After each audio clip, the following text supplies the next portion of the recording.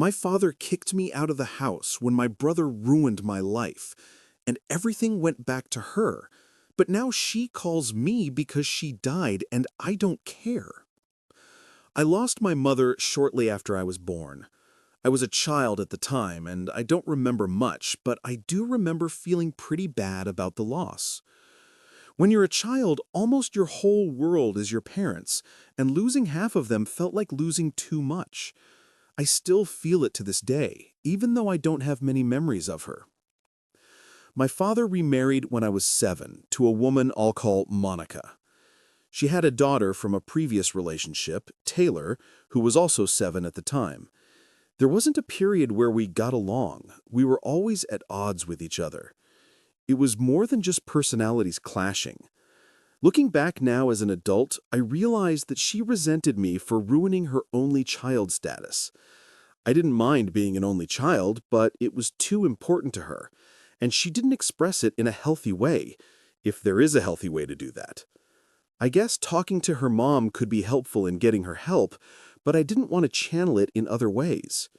She would break my toys, keep my things, and lie to get me into trouble.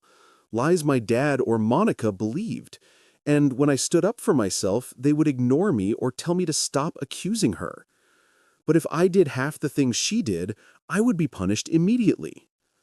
I think there was a dynamic where a girl couldn't do anything wrong, and boys are inherently prone to getting into trouble or something. A toxic dynamic, but it's what I had to live with. Over the years, things got worse. I was no longer a naughty child, according to my father and stepmother, but she became more cunning. I was quieter, resigned to the life I was given, and the house stopped feeling like home. My father disconnected emotionally. Monica didn't even pretend to care about being fair. She preferred her daughter, and that was all that mattered. They basically made me understand, without saying it, that Taylor was their real daughter. I was only there because they hadn't found a right way to get rid of me. And when I say right, I mean a way that wouldn't make people think they were bad people for giving me up for adoption or sending me away in any way. By the time I was a teenager, I didn't bother complaining anymore. I just counted the years until I could leave. The final straw came when I was 16. Taylor spread a horrible rumor about me at school, something that could seriously ruin my life. I don't want to go into details, but it was so bad that the school opened an investigation, and I was on the verge of being expelled. In the end, someone showed up at the last minute to save my life and confessed that she had made it all up. They suspended her. What did my dad and Monica do? They blamed me. They said I must have provoked her, that she didn't do things like that for no reason. Not one apology. Not 1 ounce of responsibility on their part nor on hers. That was the last straw for me. I called my cousin, Samantha, on my mom's side. She's about 10 years older, but we were always close. When I told her everything, she was surprised because it wasn't like I was confessing to her. I already suspected some things, but I had no idea how bad everything was. That same night, he came over. Sam is one of those people who doesn't hold anything back when they're angry. He went straight into the house and told my dad and Monica the truth. He spilled everything, especially when it was about Taylor, whom he called a potential psychopath and a criminal with no future if they didn't stop him. My dad had his usual blank expression, the one he put on when he didn't want to deal with anything. Then he said, "If it bothers you so much, take it. No one's stopping you." They finally found a way to get rid of me, so they won.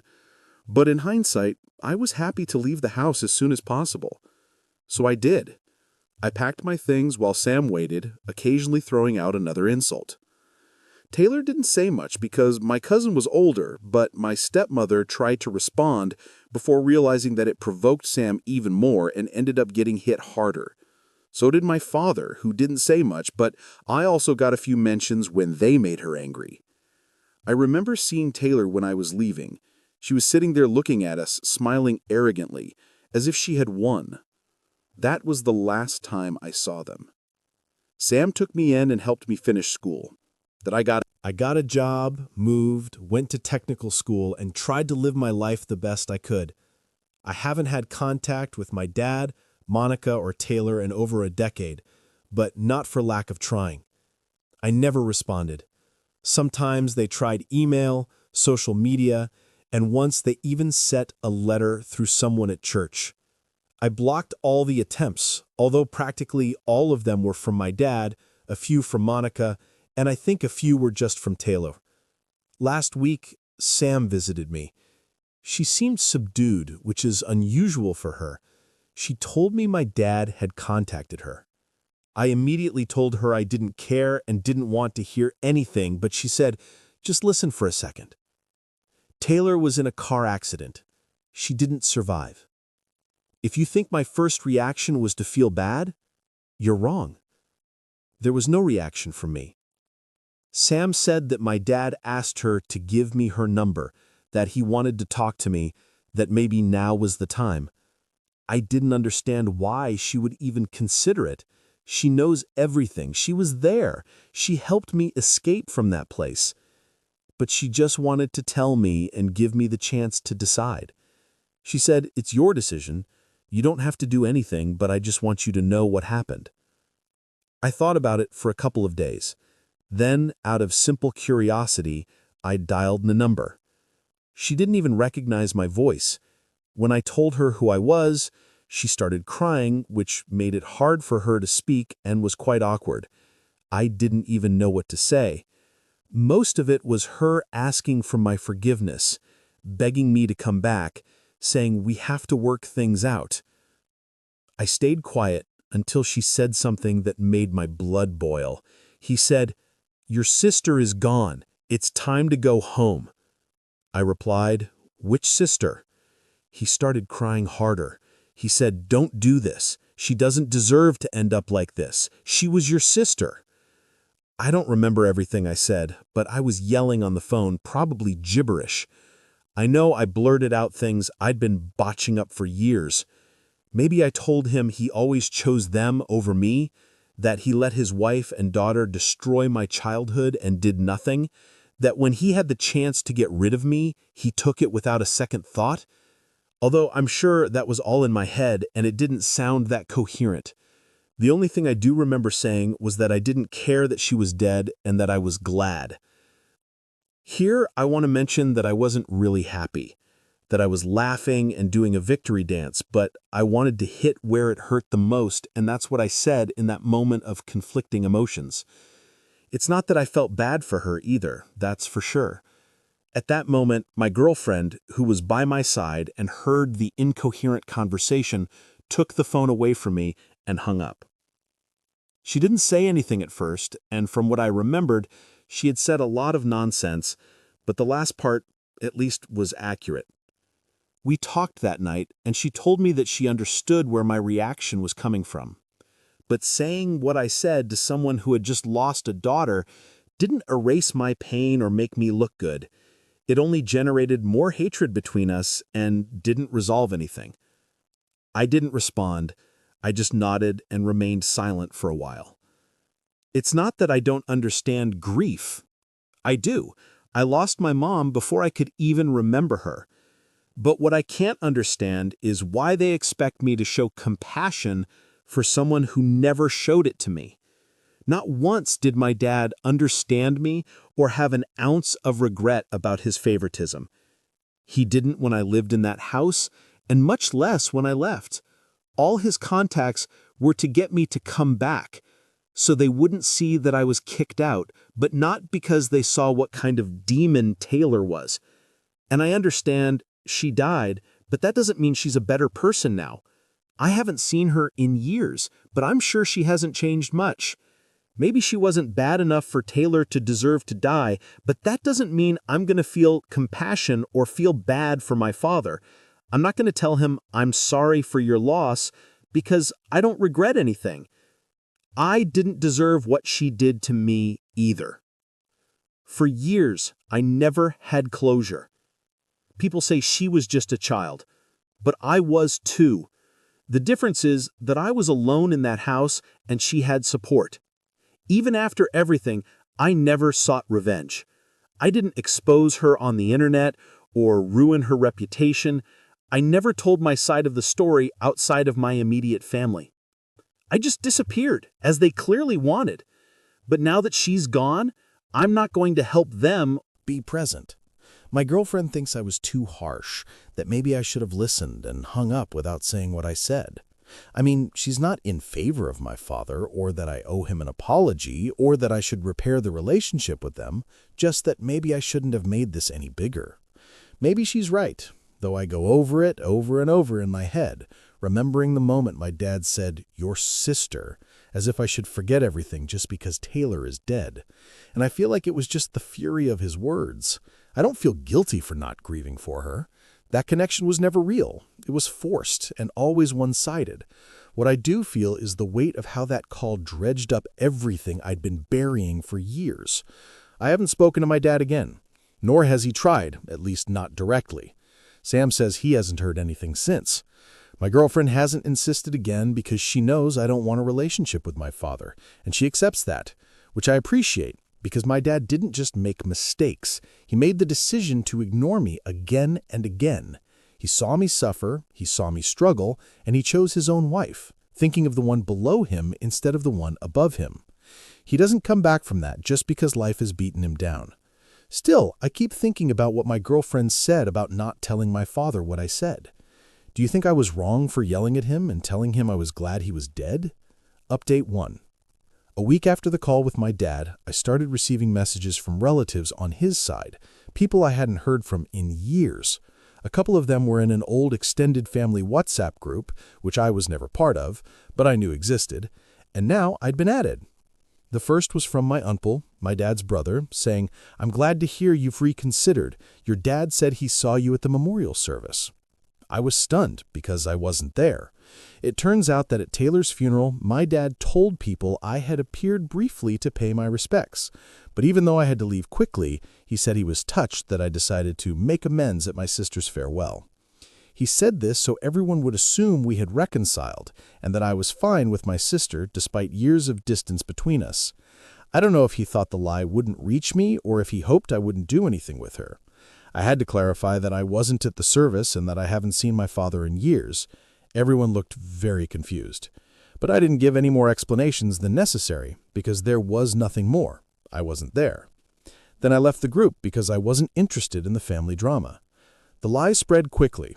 A couple of relatives on Monica's side, whom I had already hated as a child, started writing to me directly, saying things like, "You've made your dad suffer enough, at least you finally did something decent." One even told me, "Taylor forgave you before she died," as if she was the one who should forgive me after all. Then I received an envelope, not from a lawyer, but hand-delivered through a mutual acquaintance. Inside was a copy of Taylor's will. It said she was leaving me some of her personal belongings, sentimental items like jewelry, a photo album, and some school stuff where we supposedly shared memories. None of it was worth anything. There was also a note included, not from Taylor, but from Monica. It said something like, "Taylor wanted you to have these things so you'd remember the good in her and move on with the rest of your family." And then some line about healing and honoring our shared childhood. It was manipulative beyond belief. And worse, the letter ended with, "Your father will be in touch to arrange a time for you to pick her up from the house." None of those belongings interested me, and I don't even think she wrote that letter. It was probably Monica. So I wasn't interested, and I had no intention of stepping foot in the house or keeping any of it. I didn't respond, but apparently silence wasn't an acceptable response, because 2 days later, Monica wrote me directly, on my number, which I assume she got from the family chat without any prior introduction, but I could determine that she said, "You've made your point. She's dead. We understand. You can stop punishing your father now." I didn't even know what to say, but it didn't stop there. He wrote to me again, this time sending me photos of them and saying he's grieving. He needs a son in his life. This moment, he can't be there for me if you're suffering from losing 2 children. He's still your father, whether you like it or not. You should be ashamed of how you've handled this. It disgusts me a little, even, that she's using all of this to upset me. If he was really upset about his daughter's death, he'd be silent, remembering her or whatever. I don't know what they want to gain from this. I don't want my father to feel so bad. I don't think they want a replacement child now, but Anything is possible with them. My girlfriend saw the messages first and wanted to respond for me. She's been completely on my side ever since. I know some people hated my first post, but she didn't mean for me to link me to my father or stepmother. I chose to do it. I wrote it. Don't act like you're the victims, because you're just as despicable as Taylor was to me. She made her choices. You too. Don't contact me again. Then I blocked Monica, like I did with anyone else who was sending me their guilt-ridden hints. It didn't stop there either.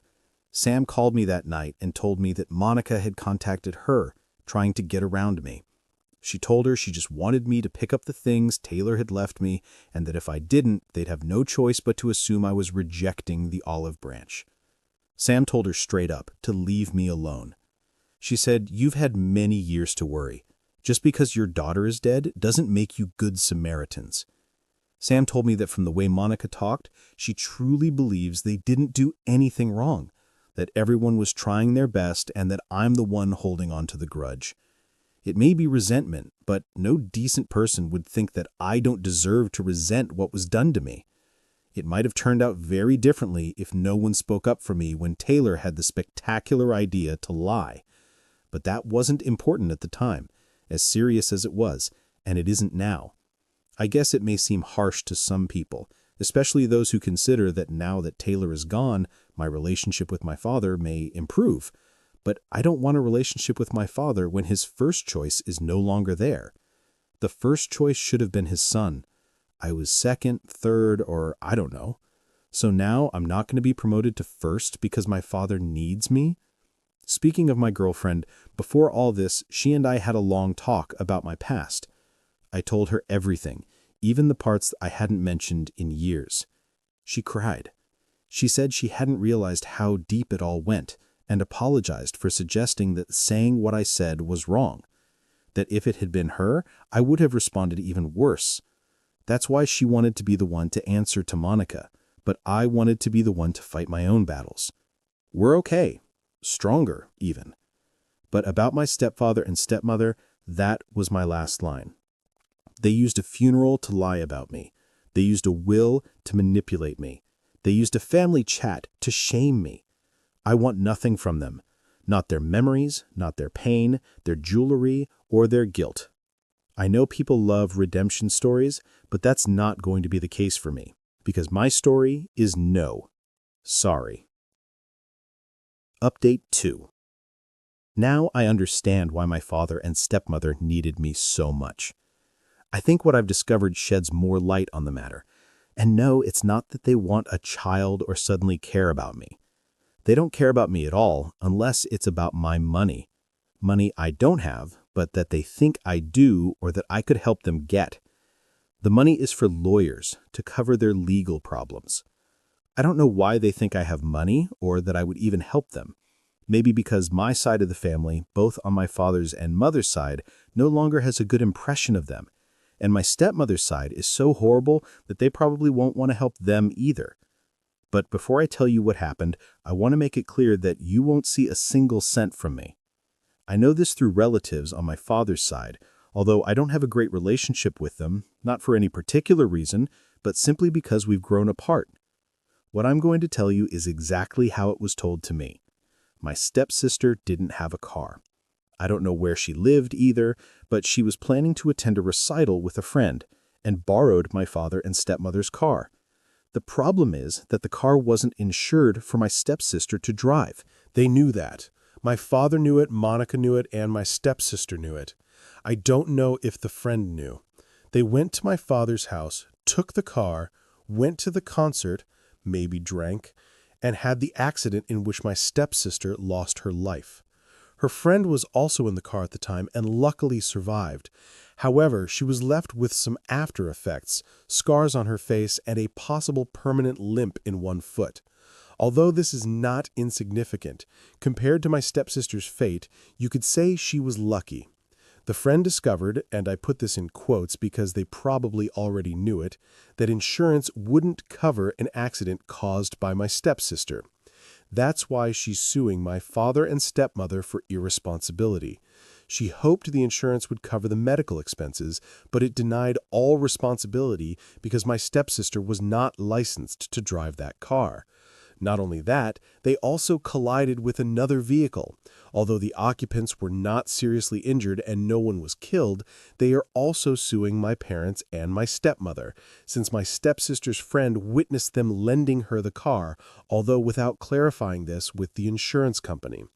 In addition to her own lawsuit, she is supporting the occupants of the other car. Obviously, my stepsister cannot be sued for any of this. They have even filed charges against my father and stepmother, since the car is in both their names, and since they were present the day my brother went to pick him up and agreed to let him take him, they are held responsible. I don't know if my brother was drinking or not, but that would no longer be their fault. What was their fault was letting him take the car, knowing that the insurance wouldn't cover it. It was reckless, and that's why they're being sued. My father and stepmother don't have many resources. They're middle class. That's why they were planning this fake reunion and mending ties, hoping I would help with the legal fees. But as I said, even if I wanted to, I couldn't contribute much. I don't know how much a lawyer costs in these cases, but it's probably much more than I could afford. The good news is that my father and stepmother have lost interest in me. Maybe they figured out my worth and realized I'm useless. Or they just realized they were barking up the wrong tree.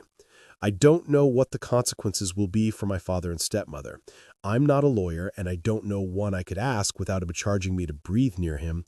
I guess the only thing left to do is wait to see what the results are and get my answer. Update 3. Months went by waiting for answers to our questions because we were too cheap to consult a lawyer directly. In the end, my father and stepmother were found guilty of both the charges and the lawsuits and were ordered to pay medical expenses, compensation, and attorney's fees for both parties suing them. To cover all of this, they had to remortgage the house. My brother's friend received over $1,000 in damages, medical expenses, and other costs, which my father was able to pay thanks to the loan. But that wasn't the only payment. The other family also settled for over $40,000, since there were several occupants in the other car, and my stepsister was largely at fault for the accident. As I mentioned at the beginning, there were also charges against my father and stepmother. They received no jail time, but no probation, which means they won't be able to travel abroad or, I believe, out of state. From what I've researched, they also have to submit to drug tests from time to time and comply with certain restrictions, although as far as I know, neither of them uses anything, it's just bureaucracy. Add to that a fine of almost $10,000, which brings the total to about $5,000. And that's not even counting their own attorney's fees. In rough terms, we could be talking about $80,000, I guess. I don't understand how they thought I could contribute any of that. My savings account has never had more than $800 in it. My father has gone back to acting as if I don't exist, which is fine. It would have been better if everything had been this way from the beginning, and if they had never contacted me. But at the same time, I might never have written all this or found out what happened. I wouldn't be making these posts.